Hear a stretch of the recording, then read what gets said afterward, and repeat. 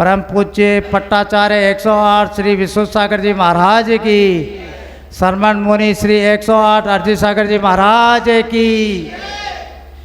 आज की धार्मिक संध्या को आगे बढ़ाते हुए सबसे पहले मैं विश्व सागर जी महाराज के चित्र के सामने दीप प्रज्वलन करने के लिए हमारे ही समाज के श्री पन्नालाल जी और रोनी जी गंगवाल को आमंत्रित करता हूँ। जगाते चलो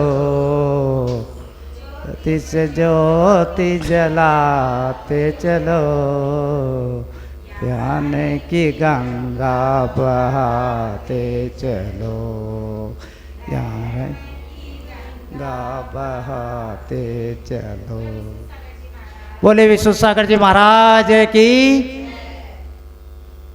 अब मैं मंगलाचरण के लिए श्री आमंत्रित करता हूँ रोनी जी गंगवाल को। पांचों पदों में अक्षर 35 पाए, मंत्रों का राजा महामंत्र कहाए। अरिहंत सिद्धाचार्य उपाध्याय साधु को मिलकर बारंबार शीस नवाए। भावों से सुमरन कर लो, अपने कर्म क्षय कर लो, ध्यान लो श्रद्धा से उत्तम फल पाओगे। कभी जप के तो देखो न मौका, दुख दर्द सारे भूल जाओगे। कभी जप के तो देखो न मौका, दुख दर्द सारे भूल जाओगे। मूल मंत्र के प्रथम शरण में अरिहंतों को नमन करे, दूजे भाव में कर्म विनाशी सिद्धों का सुमिरन करे। तीजे पद में आचरण कुछ आचार्यों सा किया करे, चौथे पद में उपाध्यायों को नित्य उपदेश सुने। भविजन को ज्ञान देते, जीवन संवार देते, खुशियाँ जहाँ की सुबह शाम पाओगे। कभी जप के तो देखो न मौका, दुख दर्द सारे भूल जाओगे। कभी जप के तो देखो न मौका, दुख दर्द सारे भूल जाओगे। कभी जप के तो देखो न मौका, दुख दर्द सारे भूल जाओगे। संयम सौरभ साधना जिसका करे गुणगान, त्याग तपस्या के धनी अरजीत सागर जी का नाम।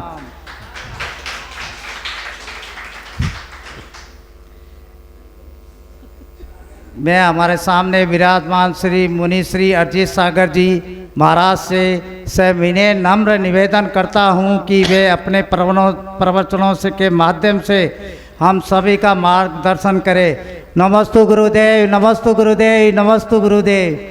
ओम नमः सिद्धिभ्यः।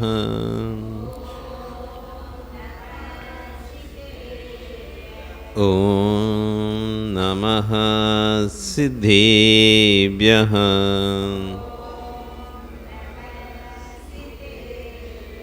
ओम नमः सिद्धिभ्यः।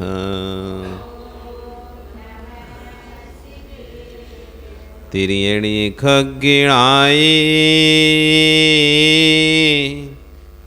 रोतारी मोहि सिर सिरेणि विहु। आयरी हीराऊ बसियो परवादिन्यो भवेजी लोए।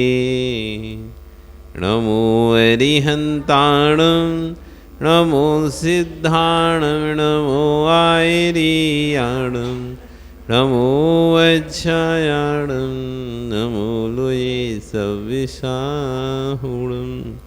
बोले अनंत अनंत से परमेश्वरी भगवानी की, आदिरम आदिनाथ भगवानी की, वर्तमान शासन महावीर भगवानी की, आचार्य कुलभद्र स्वामी महाराज जी की, आचार्य गुरु विश्व सागर जी महाराज जी की, अहिंसा में विश्व धर्म की।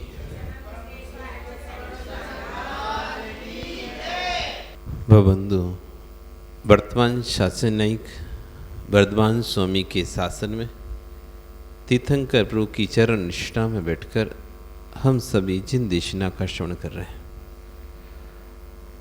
आचार्यगण कुलभद्र स्वामी महाराज श्रवण और श्रावक दोनों धर्मों की व्याख्या करते हुए आज यहाँ पर कह रहे हैं, धन्य है उनका जीवन, उन लोगों का जीवन धन्य है जो व्यक्ति साम भाव से परिणत, शील स्वभाव से मंडित, चैतन्य ज्ञान गुण में लवलीन, बीतराग निर्घन तपोधन की ओर दृष्टिपात करते हैं। आपकी दृष्टि यदि ऐसे निर्घन तपोधन पर पड़ जाए, आचार्यगण ये कह रहे हैं कि आपकी दृष्टि में ऐसे निर्घन तपोधन दिखना प्रारंभ हो जाएं तो सारे कार्य छोड़कर उनके चरणों में चले जाना। कहना, स्वामी अशरीरी जब आप सिद्ध बन जाओगे तब मुझे आँखों से देखने नहीं मिलोगे। अहो आज मेरा अहोभाग्य है, भविष्य के भगवान मेरे सामने खड़े हैं। ये निर्ग्रंथ मुनिराज ये भविष्य के भगवान हैं, भावी भगवान। जितने भी भारतवर्ष में साधु विचरण कर रहे हैं, आज नहीं तो किसी ना किसी भव में ये सब आगे जाके भगवान बनेंगे। धर्म की राह पर चलने वाला प्रत्येक व्यक्ति यदि भव्य है तो नियम से भगवान बनेगा, इसमें कोई शंका नहीं है। जो भव्य हमने खुद नहीं बनाए, ये स्वभाव से ही है। कोई पाप करने वाला जीव अभव नहीं बना, कोई पुण्य करने वाला जीव भव्य नहीं बना। जैसे दाल मूंग उगती है, अनाज उगता है, स्वभाव से ही खराब और स्वभाव से अच्छा रहता है। कोई खराब या अच्छा नहीं करता उसे। ठुर्रा मूंग नाम सुना होगा, जो मूंग सींचती नहीं उसे कहते हैं ठुर्रा मूंग, ठीक है ना। क्या आप क्या बोलते हैं? तोल्लू मूंग। तो जो मूंग कभी सींचती नहीं है उसको मूंग को कहते हैं ठुर्रा मूंग। तो उसे किसी ने ठुर्रा बनाया नहीं है, बोने के लिए कोई अलग से उसके लिए अलग से दाना नहीं आया था, उसी में से स्वतः ही निकली है वो, उसे किसी ने बनाया नहीं है। ऐसे ही भव्य और भव्य किसी ने बनाया नहीं है। ये तो स्वभाव से ही जीव की प्रवृत्ति ऐसी है, ना किसी भगवान ने बनाया ना किसी कर्म ने बनाया। किसने बहुत पाप किया था इसलिए भव्य बन गया है, इसने बहुत पुण्य किया था इसलिए भव्य बन गया है। जो दो प्रकार की जीव राशि हमारे तीन लोक में है, अनंत अनंत जीव हैं और अनंत अनंत जीव दो राशियों में बटे हुए हैं, एक भव्य राशि और एक अभव्य राशि। भव्य राशि जो कालांतर में किसी ना किसी पर्याय में, किसी ना किसी भव में, चाहे असंख्यात वर्षों बाद, चाहे संख्यात वर्षों बाद, चाहे अनंत वर्षों बाद, किसी ना किसी भव में जिन्हें मोक्ष जाना है वो कहलाती भव्य राशि। और अभव्य राशि जो कभी भी मोक्ष नहीं जाएंगे, जो कभी भी सम्यक को प्राप्त नहीं करेंगे, कभी भी जिनके अंदर देव शास्त्र के प्रति श्रद्धा उत्पन्न नहीं होगी, वो अभव्य राशि। कुदेव को मानने वाला अभव्य हो या नियत नहीं है, जीवों को काटने वाला अभव्य हो या नियत नहीं है। आज जो जीवों को काट रहा है कसाई के रूप में, हो सकता है कल वो भगवान बनकर भी दिखाई दे। वही तो महावीर थे जो शेर की पर्याय में हिरण को खा रहे थे। वही तो महावीर का जीव था जब 10 भाव पहले शेर की पर्याय में था। वही तो महावीर का जीव था जो पूर्वा भील की पर्याय में था। उस समय इसी जीव ने तो जीवों का मांस खाया था।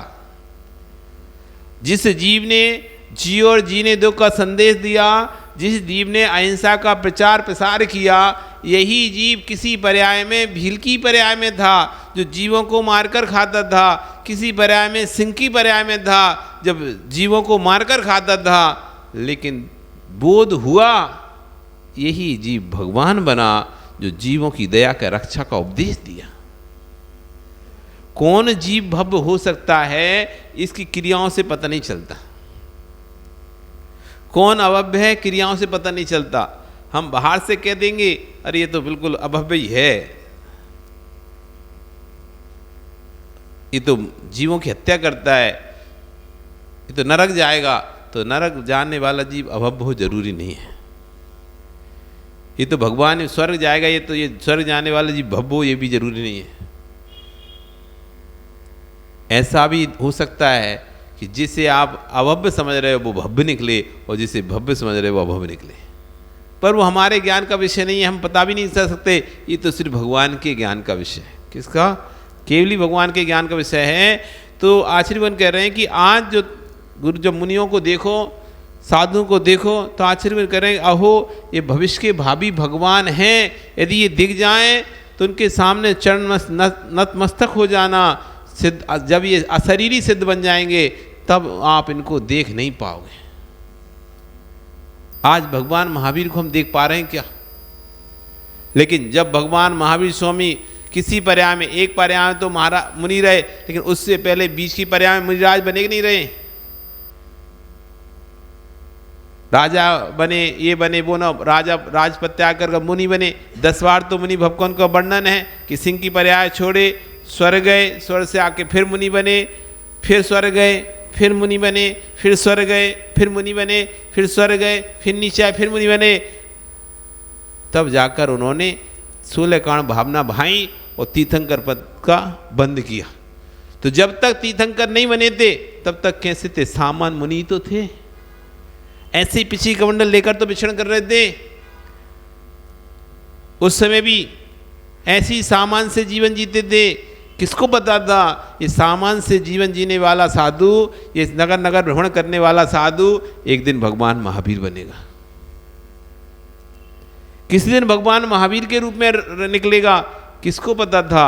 सामान से साधु बनते थे, साधना करते, समाधि मन करते तो स्वर्ग चले जाते थे, फिर साधना करते समाधि।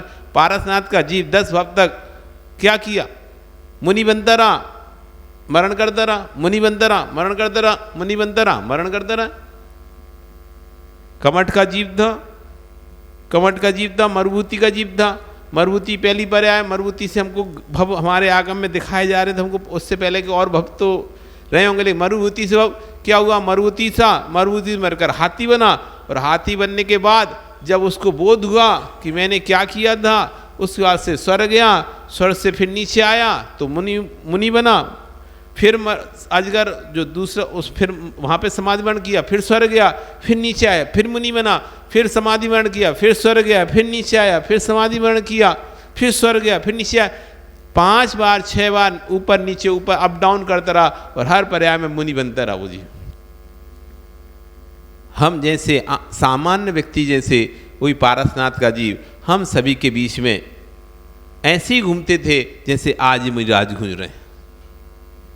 आज जैसे जगह जगह मुनिराज विहार कर रहे हैं, ऐसे उसी समय यही पारसनाथ, यही महावीर किसी पर्याय में ऐसे ही सामान्य घूमते थे, ऐसे ही श्रावक मिलते थे, ऐसे उपदेश चलते होंगे। पर किसको पता आज जिनका उपदेश सुन रहे हैं कल वही भगवान बनने वाले हैं। इसलिए आचार्य कह रहे हैं कि उनके चरणों में बैठ जाना, कहना स्वामी जब आप अशरीरी सिद्ध बन जाओगे तो मुझे आंखों से देखने नहीं मिलोगे। अहो भाग्य है मेरा, भविष्य के भगवान मेरे सामने खड़े हैं, ये भविष्य के भगवान हैं।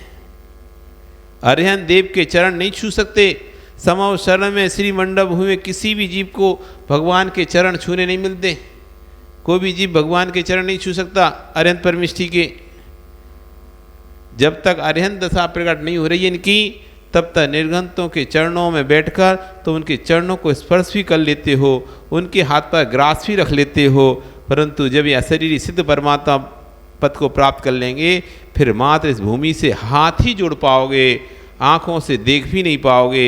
वे जीव धन्य हैं जो निर्गत दशा में सिद्धत्व निहारते हैं, जिन्हें साधु में भगवान दिखाई देते हैं। आचार्य ऐसे जीव धन्य हैं जिनको साधु में भगवान दिखाई देते हैं। एक बार आचार्य से अपना प्रकरण सुनाते हैं। कई बार जब भी कभी भी मौका मिलता है तो एक प्रकरण सुनाते हैं कि जब हम एक थे, सिंगल थे और 3 क्षुल्लक हमारे साथ थे।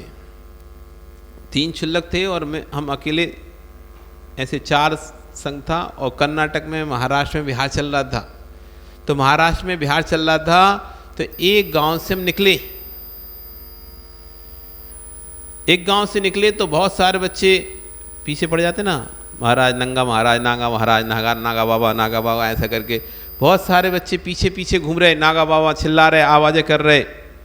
तभी एक बच्चा अपने घर से निकला आवाज़ सुन के, और आवाज़ सुन के निकला, और जैसे ही हमको देखता है तो वो जो कहता है, आचार्य उन कहते हैं, उसकी बात सुनकर मेरे पैर वहीं के वहीं उसी स्थान पर रुक गए, एकदम हादसा। इतनी देर से बच्चे चिल्ला रहे थे नागा नागा नागा नागा नागा बाबा, तो मेरे पैर नहीं रुक रहे थे, लेकिन उसके जैसे ही उसने बोला जो उस शब्द को सुनते ही मेरे पैर रुक गए।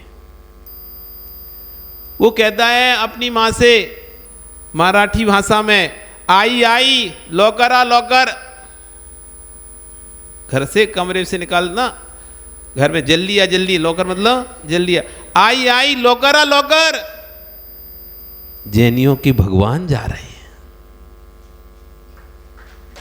आई आई लौकर आ लौकर। उसे नंगा नहीं दिखा, उसे पागल नहीं दिखा, उसे भगवान दिखा। वो कहता है आई आई लौकर आ, जैनियों के भगवान जा रहे हैं। उस बालक की बात सुनकर आचार्य उन कहते हैं मेरे पैर वहीं रुक गए कि देखो तो इस बालक को, और पीछे बालक भी हैं, उन बालकों को नंगा दिखाई दे रहा है, उन बालकों को नंगा दिखाई दे रहा है, और इस बालक को नंगा नहीं दिखाई दे रहा, इस बालक को भगवान दिखाई दे रहा है। इस जैनियों की भगवान है। एक जैनितर व्यक्ति को तो आचार्य कहते हैं, एक जैनितर व्यक्ति को तो इन साधुओं में भगवान दिखाई दे गया, लेकिन हम जैनों को साधु में भगवान नहीं दिखाई दे तो जैन कुल में जन्म लेने से क्या ही फायदा। फिर धिक्कार है फिर उस पर्याय को। एक व्यक्ति को जो जैन कुल में जन्म नहीं लिया है, ऐसे इस बालक को इन साधुओं में भगवान दिखाई दे रहे हैं, और एक जैन कुल में जन्म लेने वाले व्यक्ति को साधु में भगवान ना दिखाई दे, ऐसी आंखों को धिक्कार है। अभी एक प्रकरण चला, कुंडलपुर का प्रकरण चल रहा था, बीच में कई बार सुनने में आया कि प्रसन्न साहब महाराज वहाँ पर थे, कमेटी के व्यवहार से, दुर्व्यवहार के कारण उनको उसी समय वहाँ से निकलना पड़ गया कुंडलपुर से। तब लगता है इस कमेटी को साधु में भगवान दिखाई नहीं देते, पत्थर में भगवान दिखाई दे रहे हैं, पत्थर में भगवान दिखाई दे रहे हैं, पत्थर को ऐसे पूज रहे हैं जैसे भगवान है, जबकि वो तो पाषाण है, जबकि वो तो पाषाण है। लेकिन जो बनने वाले भगवान हैं उनका अभिनय कर रहे हैं, उनका अभिनय कर रहे हैं। आचार्य वन कह रहे हैं मत करना साधु का अभिनय, मत करना साधु का अभिनय, ये बनने वाले भगवान है। आज इनके हाथों पर ग्रास रख लो, इनकी चरण रज अपने माथे पर लगा लो, कल पता नहीं आपको ये चरण रज लगाने मिले, ये केवली बन जाएंगे तो आप देख ही पाओगे, छू नहीं पाओगे। जब केवली की दिव्य धुनी सुनोगे खिरेगी उसमें, और जब तुम पूछोगे क्या भगवान आपके साथ मेरा कोई संबंध रहा है क्या, समुषण सवाल तो कोई प्रश्न पूछ सकते ना, वहाँ तो ऐसा नहीं प्रश्न का उत्तर नहीं मिलेगा, हर प्रश्न का उत्तर मिलता, और हर व्यक्ति एक प्रश्न जरूर पूछता है कि भगवान ऐसा क्या संबंध है आपका हमारा कि मुझे आपकी सभा में आने का मन कर रहा है। आज आप भी यहाँ पर आ रहे हो, यदि केवली भगवान से पूछोगे ना तो वो भी बता देंगे कि इतने जीव क्यों आ रहे हैं। ये भी तो और अपने घर में बैठ के आराम से सो सकते थे, टीवी देख सकते थे, लेकिन फिर भी ये जीव यहाँ पर क्यों आ रहे हैं प्रवचन सभा में। तो केवली भगवान होते तो बता देते ये पूर्व का ऐसा ऐसा संबंध रहा है इन जीवों के साथ, इसलिए वो राग है जो गुरु के प्रति खींच कर लेके आ रहा है। ये कभी एक साथ शिष्य बनकर बैठे होंगे, गुरु बनकर बैठे होंगे, शिष्य बनकर बैठे होंगे एक साथ। पहले देखो ना कैसे अपन सुनते थे 24-24 हजार साधु विहार कर रहे हैं एक एक साथ। आज भी 24,000 एक साथ विहार किए होंगे, तो एक साथ कहीं जब मरण करके कहीं भी जाएंगे तो वो राग आएगा कि नहीं आएगा। कहीं फिर इकट्ठे होंगे, वक्ता श्रोता के रूप में होंगे। अभी गुरु शिष्य के रूप में इकट्ठे हुए थे, फिर वही वक्ता और श्रोता के रूप में इकट्ठे हो जाएंगे, एक साथ हो जाएंगे, गुरु शिष्य के रूप में हो जाएंगे, भक्त भगवान के रूप में इकट्ठे हो जाएंगे। तो पूर्व का कहीं ना कहीं संबंध है जो हमारे परिणाम हो रहे हैं। चलो महाराज जी प्रवचन सुने आते, अरे कुछ भी नहीं भी पढ़ ले, ठीक है, लोग कम है तो हम बैठ रहेंगे तो संख्या तो बढ़ी रहेगी।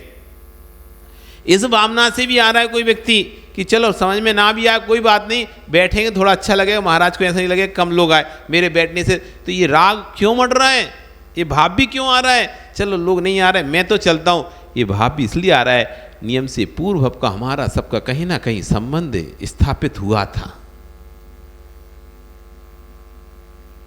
जब आप भगवान से पूछोगे कहेंगे भैया ये हम वही हैं जब तुम्हारे यहाँ 2024 में शीतकालीन वासना थी तब हम आए थे।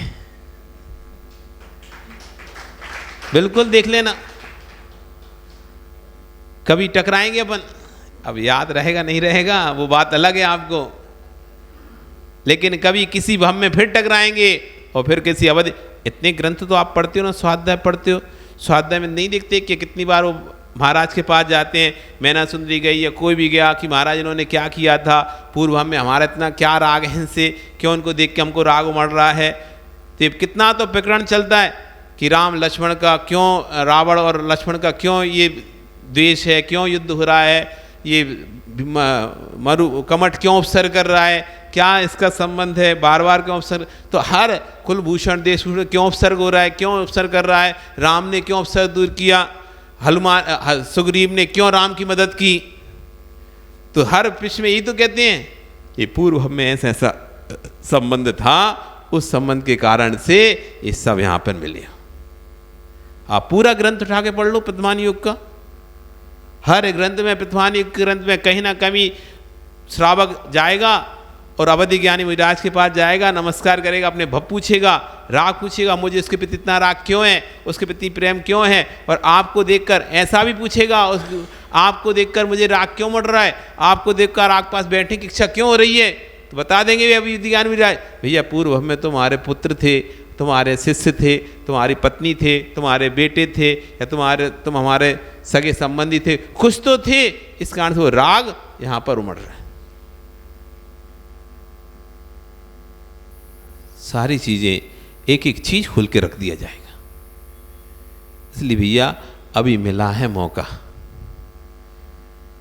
बाद में पछताना नहीं पड़ेगा।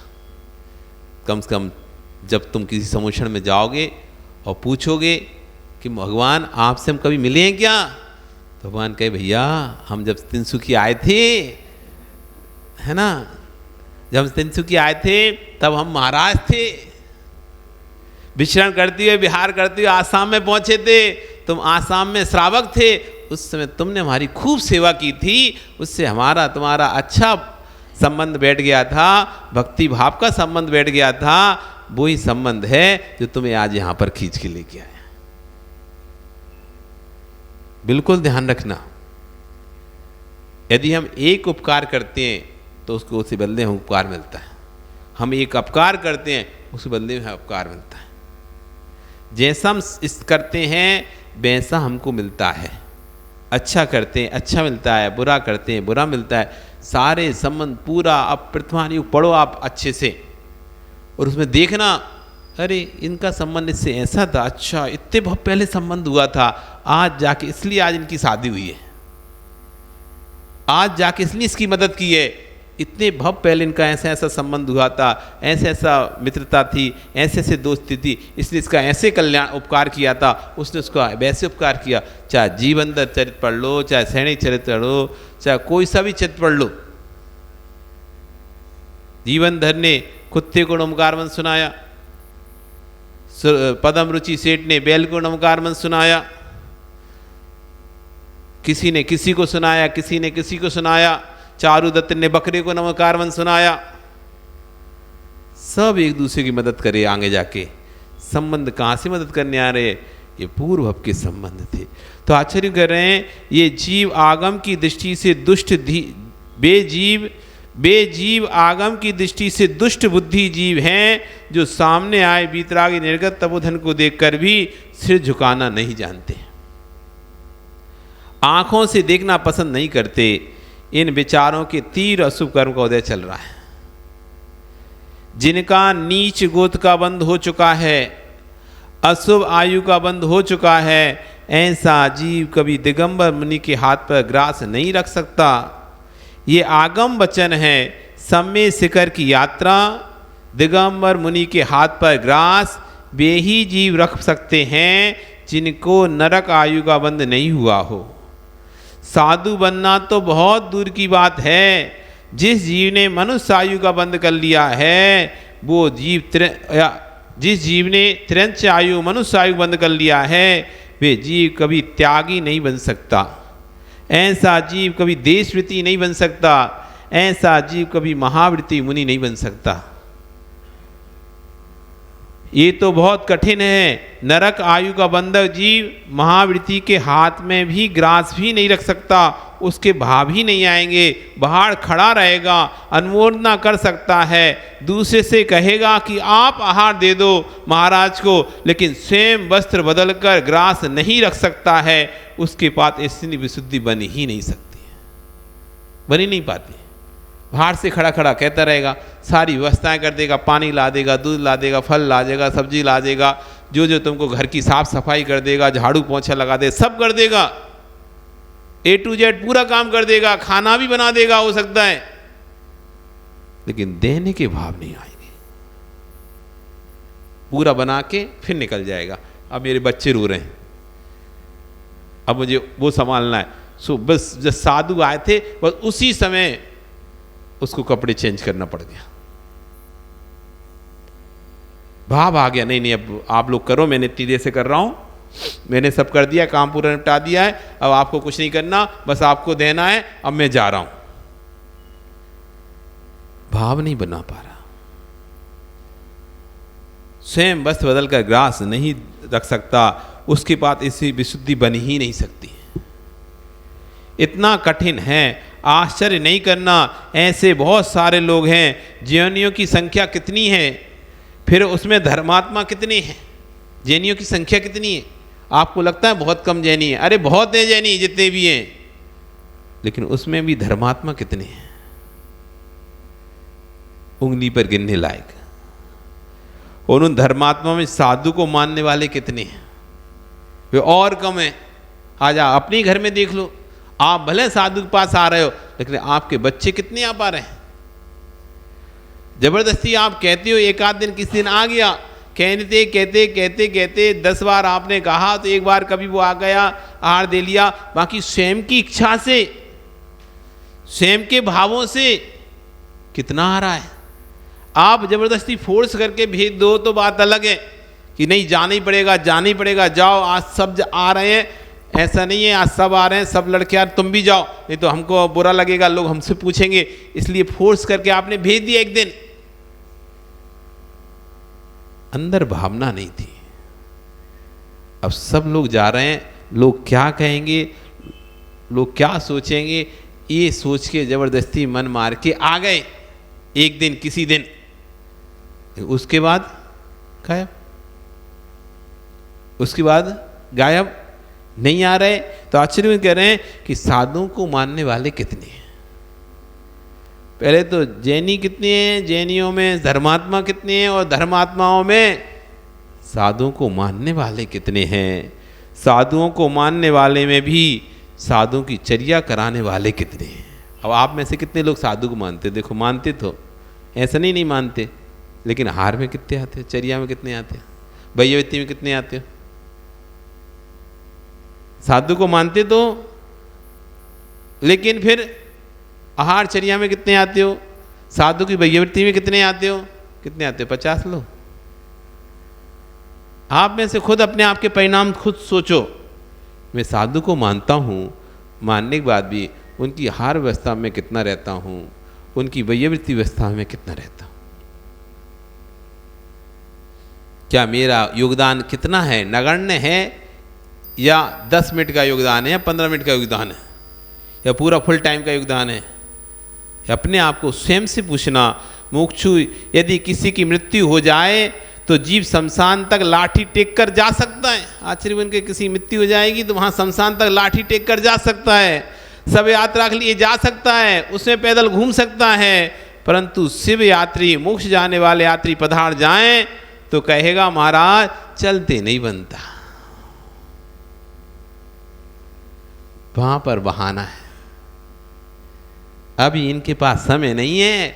अब वहीं कोर्ट में चले जाएं तो सुबह से लेकर शाम तक बैठे रहेंगे वहीं पे, कुछ नहीं करना, बस बैठे रहो वहाँ पे हाजिरी के लिए। अब नंबर बुलेगा तब जाएंगे।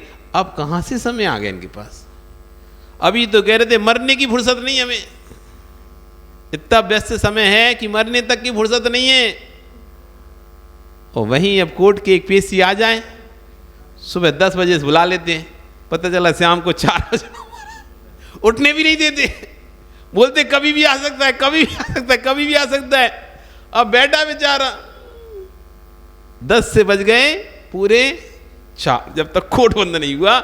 आखिरी नंबर बस की हेयरिंग आई और आई तो उन्होंने कह दिया ठीक है डेट बढ़ा दो अगली डेट। इतनी सी बात सुनने के लिए पूरा 6 घंटे से बैठा था।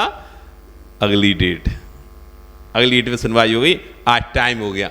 एक केस ही इतना लंबा फंस गया कि वो केस निपटे तब तो दूसरा ले, वो केस में इतना समय लग गया कि जज थक गया, दिमाग उसका भर गया। उसने कह दी बस आज इतना ही, अगली डेट दे दो। हो गए। यहाँ बैठने समय आशीर्वाद कर रहे हैं कि शमशान में लाठी टेकने के लिए जहाँ समय है, कोर्ट में घंटों घंटों बैठने के लिए समय है, लेकिन सब शिव यात्री जो जब पधारते हैं, मुनिराज पधारते हैं, तब कहता है चलते नहीं बनता। शमशान क्यों गया था? तो अरे महाराज यहाँ तो मुझे आना है, सो देखने आया था, वहाँ नहीं जाना इसलिए उनके पास नहीं जाऊँ। क्यों जाऊँ? मुझे साधु थोड़ा ना मोक्ष जाना है, इसलिए मोक्ष नहीं जाना, साधु के पास क्यों जाऊँ? या शमशान में तो मुझे आना है, तो देखे हूँ भैया कैसी व्यवस्था है, मरने के बाद कैसी जगह पे जलाएंगे, कौन सी जगह पे जलाएंगे, कहाँ पर कैसी जगह, तो देखने आता है व्यक्ति। ऐसे ही मुझे जलाएंगे, कौन सी वाली लकड़ी रखेंगे, उपयोग करेंगे, तो देख लेता है। टाल वाले से और बात करे आया करो वहीं पे कि जब हम जाएं तो ये वाली अच्छी वाली देना, घुनी वाली नहीं देना। ये भावों से पूछना। जीव के मन में ये भाव आता है कि चलो अमुक व्यक्ति चला गया, कुछ नहीं सही तो उसकी अंतिम यात्रा में तो चल ही जाएं, ऐसा भाव आता है ना आप लोगों का। चलो अब आखिरी यात्रा है, उसकी अंतिम यात्रा है, चले जाते हैं। वो तो जीव चला ही चुका है, फिर तो कभी उसके बारे में उसके पास जाने नहीं है, तो उसकी अंतिम यात्रा में चले जाएं। ऐसे भाव उसके अंदर स्फूर्ति आ जाती, स्फूर्ति ला देता है। नहीं भी जाने वाला हो, बीमार भी, तो चलो यार चलते हैं, आखिरी है यात्रा, फिर कब वो तो चला ही गया, मर ही गया, उसकी अंतिम यात्रा में साथ ऐसा भाव मन में स्फूर्ति आती है और शमशान घाट तक व्यक्ति पहुंच जाता है।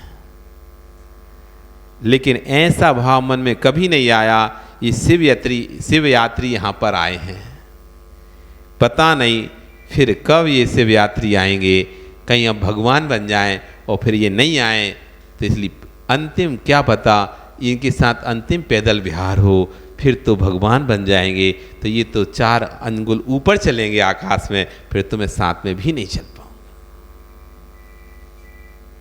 ऐसे भाव आना चाहिए। ये सब यात्रा निकलवाना चाहते हो, शिव यात्रा नहीं चाहता। ग्रंथ में कह रहे हैं दुष्ट धी शब्द का प्रयोग किया है ऐसे जीव को, जो सब यात्रा में तो जाता है लेकिन साधु के विहार में नीचे उतरेंगे। साधु जैसे ही मंदिर से बाहर निकले वो वापस मंदिर में घुस जाएगा या अपने घर में घुस जाएगा। 10 कदम भी साथ में नहीं जाएगा कि चलो साधु को कम से कम अगले स्थान तक तो छोड़ आऊं। साधु ने विहार किया और मंदिर में भीड़ लगेगी 50, 100, 150 लोग, और जैसे ही साधु मंदिर की देहरी को क्रॉस करेगा, बाहर जाएगा और पीछे मुड़ के देखेगा, सब गायब हो जाए, सब गायब हो जाए। हमसे चलते नहीं बनता, हमसे चलते नहीं बनता, हमें काम है, अब ये पूजा करनी है, अभी हमें ये करना है, अभी घर में खाना बनाना, अभी नाश्ता बनाना है, अभी ये काम वो काम, दुनिया भर के काम खुद का बहाना करके और धीरज से पीछे के पीछे खिसक लेगा। ये व्यक्ति खिसका नहीं है, ये मोक्ष मार्ग से खिसक गया है। जो व्यक्ति साधु के विहार में मायाचारी से पीछे खिसक जाते हैं, धीरे धीरे पीछे होके, आपने देखा नहीं है जाने वाले को, अब सीधे जाएगा तो लोग क्या कहेंगे कि क्या जा रहे हो क्या, तो क्या करेगा, धीरे धीरे हो जाएगा। हम सब, हाँ स्लो हो जाएगा, हम सब समझते हैं, देखते भी हैं, धीरज से स्लो हो जाएगा। वो स्लो हो के थोड़ा पीछे, और फिर कोई गाड़ी में बैठेगा और सट से गायब, ऑटो पकड़ेगा गायब।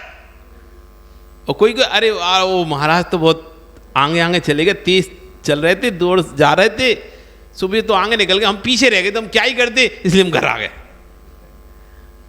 ये नहीं कह रहे मुझे घर आना था तो मैंने अपनी स्पीड धीमी कर ली, वैसे तो मैं महाराज के साथ ही चल रहा था, लेकिन जैसे ही भाव आया अब घर चलना चाहिए, तो तुरंत पैरों ने स्पीड धीमी की, मैंने धीमी की, धीरे धीरे पीछा होता गया, लोग आगे निकल गए और मैं एकदम पीछे हो गया, अब निकल लेता हूं।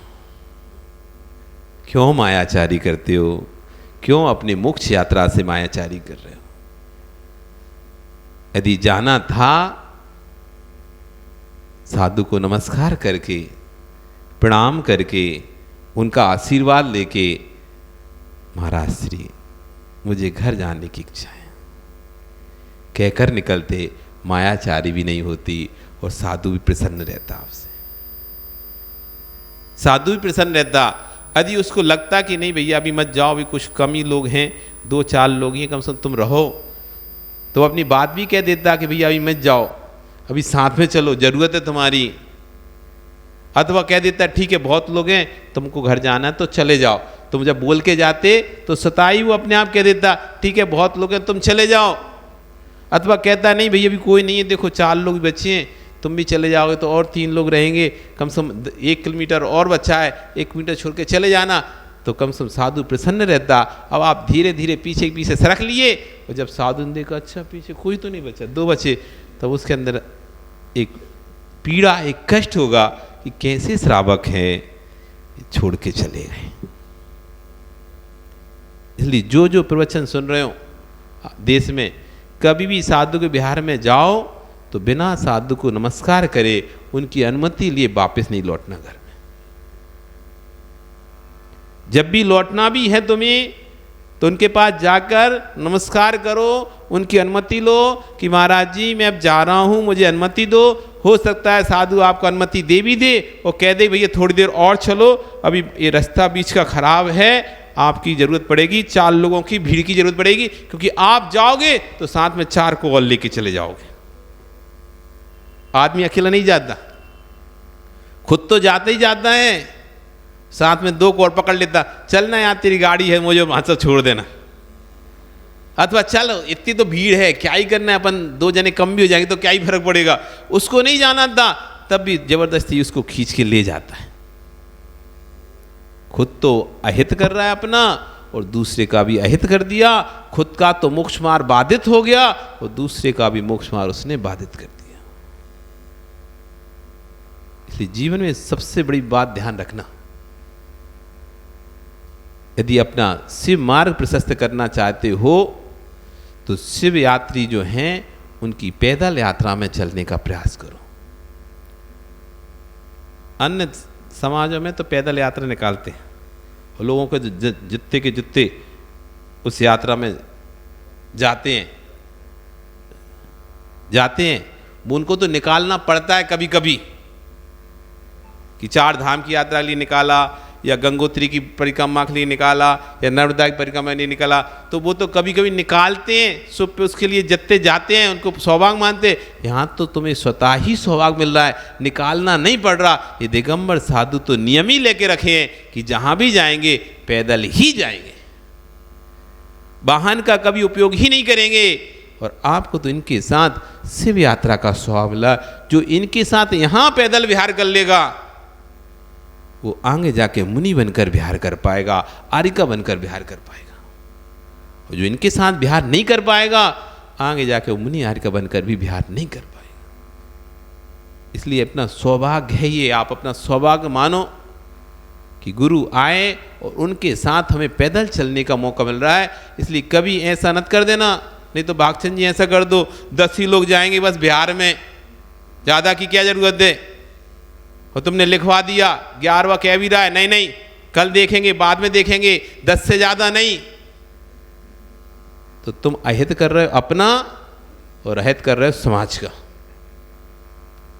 आपको तो लिखना चाहिए, आपको बोलना चाहिए, अधिक से अधिक संख्या में हम भी चलें, सब लोग चलो, जितने ज़्यादा लोग हो सके। नहीं तो होता क्या है, कमेटी कहती नहीं 4 एक महाराज हैं, 5 लोग हैं, बहुत हैं, हार के लिए काय को जाना है ज़्यादा, काय को जाना है बिहार में ज़्यादा, करा लेंगे 5 लोग, करा लेंगे 5 लोग हार। और दूसरा कह भी रहा था नहीं तुम 5 कल गए थे ना, अब तुम नहीं जाओगे, दूसरे को भेजेंगे हम 5 को। उसकी भावना है नहीं नहीं नहीं जाओगे, 5 ही जाना है बस। तुम तीर बंद कर लिया अंतराय का। भैया जिसको जाना है, जो कल गया था वो भी जाए, जो आज जाना चाहता है वो भी जाए, जितने लोग जाना चाहते हैं भैया क्या ही जाएगा। पैसा तो देखो तुम समाज का उपयोग कर ही रहे हो, मेरा क्या जाता है। यदि भक्त लोग हैं और भगवान के दर्शन करना चाहते हैं तो मुझे व्यवस्था ही तो करनी है। मैं तो भगवान का खजांची हूँ, कोषागार का, समाज का खजांची हूँ, सेवक हूँ। यदि भक्त लोग जाना चाहते हैं तो मुझे सेवा करने में कौन सा दिक्कत है, कौन सी मेरा जेब का पैसा लग रहा है,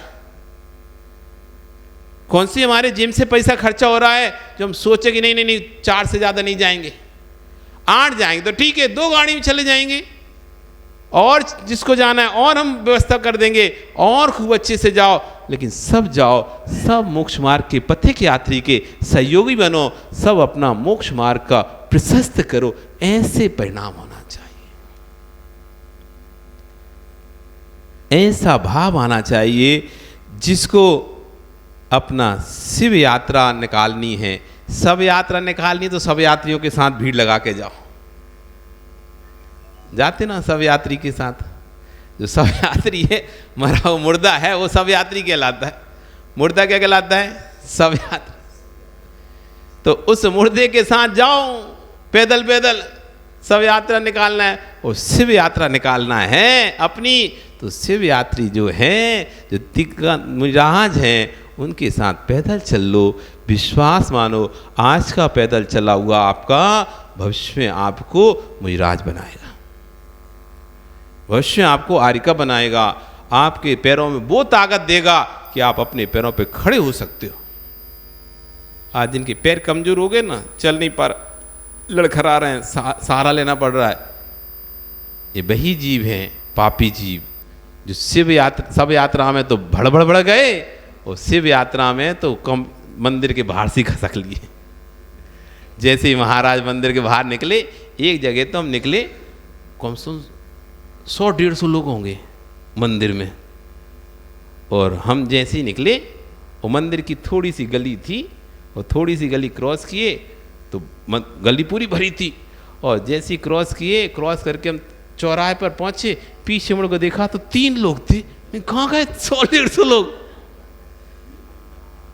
ये सब पीछे पीछे खिसक लिए। वो तो चाहेगा, यही सोच के कि वो जाएगा, वो जाएगा, वो जाएगा, वो जाएगा, ऐसे सोच के सभी एक एक करके खिसक लिए।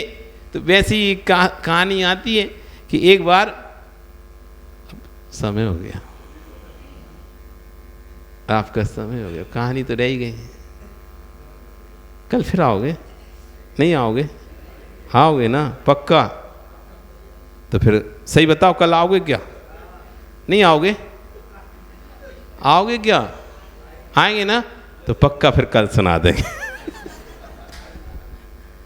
याद दिला देना कि महाराज जी एक कहानी थी, इतना ही बोलना है। क्या बोलना है? एक कहानी थी, बस बाकी तो हमें याद आ जाए।